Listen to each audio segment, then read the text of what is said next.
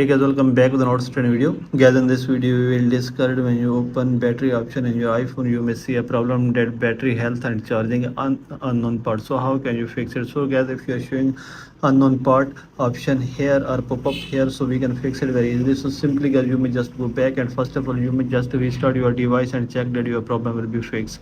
The second method is guys, you may click here on general and you may click here on software update and update your iPhone or iPad to the latest iOS version. Then guys, you may go back and you may scroll it down and here is the option of date and time, so you may click here and click on set automatically, turn this on. After this you may click here on transfer or reset iPhone, click here, click on reset and click on reset all settings. Then guys, you may go back and you may just restart your device and check that your problem will be fixed. So if your problem is still not fixed by all these methods, then guys, you may open general again and click on transfer or reset iPhone and click on erase all content and settings, and guys, you make sure that you should create the backup of your iPhone before reset your iPhone. So after this you may click here on continue and you may reset your iPhone, and then guys, you may check your problem will be fixed.